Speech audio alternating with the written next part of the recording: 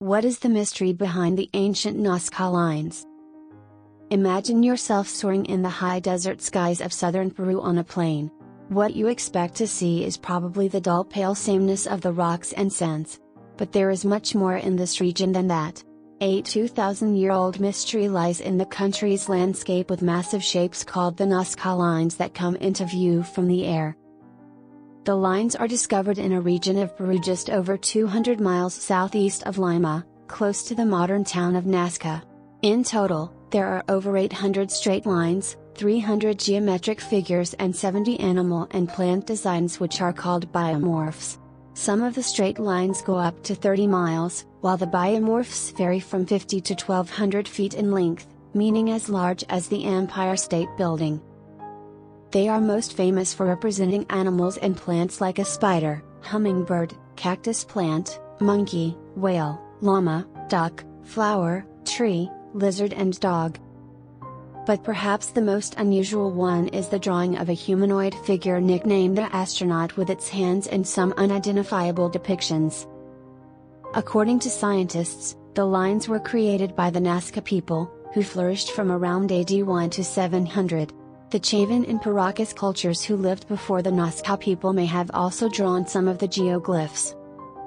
Anthropologists believe that the ancient people designed the shapes by removing 12 to 15 inches of rock and digging deep to reveal the lighter colored sand below to make the figures visible in the region covered in a layer of iron oxide coated pebbles. Presumably, they started with small scale figures and then increased their dimensions. But what is the purpose of these lines? This question has been waiting to be answered for over 80 years. Then, you might ask, if they've been around for so long, why have they only been studied for 80 years? Well, the lines were able to get widespread attention when pilots flew over them with their planes in the 1930s. Before that, no one could identify the shapes from ground level and know about this mystery. But why are there Nazca Lines? Is there any relation with aliens? In the late 1930s, American historian Paul Kosick began to investigate the lines both from the ground and air. Based on the relative location of one of the lines to the sun around the winter solstice, he assumed that the geoglyphs had an astronomy-based purpose. For him, the 310 square miles high desert is the largest astronomy book in the world. Following Kosick, in the 1940s, a German archaeologist, Maria Reich, who is known as the Lady of the Lines due to her 40 years of investigation, agreed that the lines had an astronomical and calendrical meaning. According to Reich, some animal geoglyphs were representing groups of stars in the sky.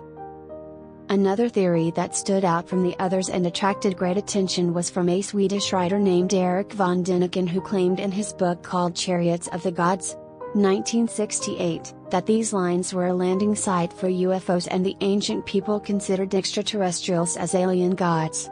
Other alien-related theories suggest similar assumptions, saying that the shapes were made by aliens and were used to steer their spaceships and as a landing pads. In the late 1960s, however, other researchers, including American astronomer Gerald Hawkins, studied the Nazca Lines and opposed the astronomical and alien-related explanations. More recent investigations suggested a very important factor by analyzing the structure and ecology of the region that seems to be the closest to the purpose of the Nazca Lines. Look at the large ecological system. What's around Nazca? Where were the Nazca people located? Said Johann Reinhard, a National Geographic explorer in residence. He refers to the arid climate of the region that receives only about 20 minutes of rain per year. While this arid climate explains how these shapes came to this period without any damage, it also reveals an important insight into the purpose of the Nazca Lines, the need for water. It seems likely that most of the lines did not point at anything on the geographical or celestial horizon, but rather led to places where rituals were performed to obtain water and fertility of crops, wrote Reinhard in his book The Nazca Lines, A New Perspective on Their Origin and Meanings. The Nazca people most probably were doing rituals to plead for water from their gods. Perhaps, the lines were made that large to make their gods see them and to show them their desperate need for water as a message through the shapes.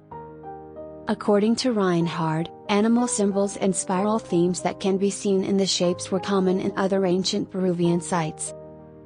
Looking at the meaning of these symbols in the Peruvian ancient age, it displays that spiders are believed to be a token of rain, hummingbirds are linked with fertility, and monkeys are associated with their location in the Amazon, the place with affluence of water. Moreover, the hummingbird, which draws attention among the shapes, seems to confirm this thesis. Hummingbirds are known to live in tropical areas close to the equator, the regions where it rains for hours a day, not 20 minutes a year.